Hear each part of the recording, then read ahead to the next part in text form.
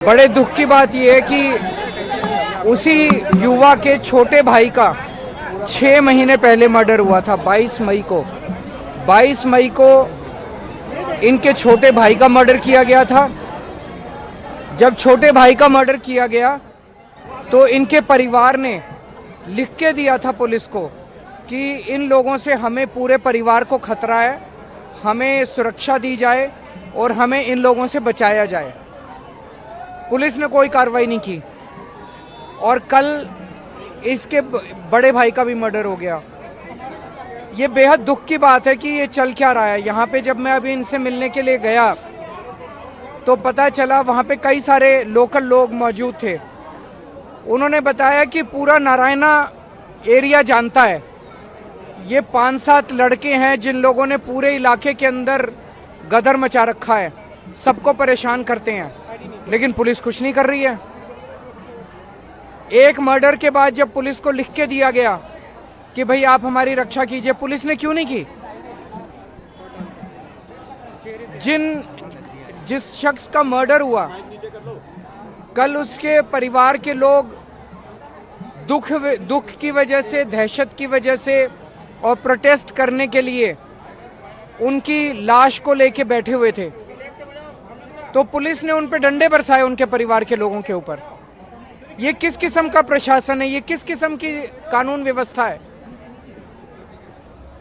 पूरे दिल्ली के अंदर कल 3 मर्डर हुए हैं अलग अलग और एक अटेम्प्ट टू मर्डर हुआ है। तो पूरी तरह से दिल्ली के लोग असुरक्षित हो गए हैं। गृह मंत्री और अमित शाह जी और बीजेपी पूरी तरह से उन्होंने पूरी दिल्ली को गुंडों के हवाले, गैंगस्टर्स के हवाले, बलात्कारियों के हवाले छोड़ दिया है।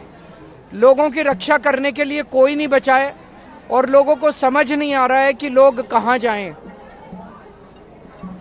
हम केवल दिल्ली के लोगों की तरफ से, मैं केवल हाथ जोड़ के बीजेपी वालों से निवेदन करना चाहता हूं कि दिल्ली वालों ने इस तरह का माहौल कभी नहीं देखा था।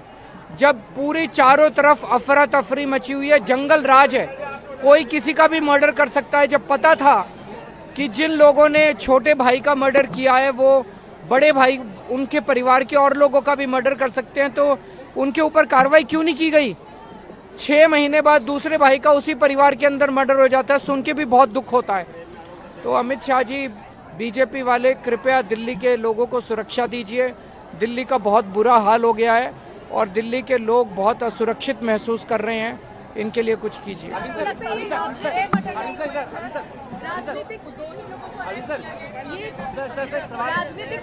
कहीं कोई एक्शन नहीं हो रहा है।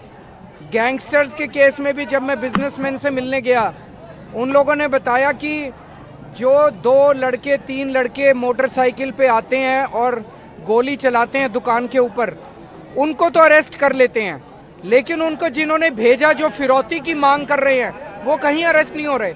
जो एक्चुअल गैंगस्टर्स हैं वो कहीं अरेस्ट नहीं हो रहे। गैंगस्टर्स के नाम सबको पता है, कौन गैंगस्टर्स हैं जो दिल्ली के अंदर जिन्होंने, वो कहीं अरेस्ट नहीं हो रहे। यहाँ पे जो लोग हैं वो, उनके खिलाफ कोई कार्रवाई नहीं हो रही।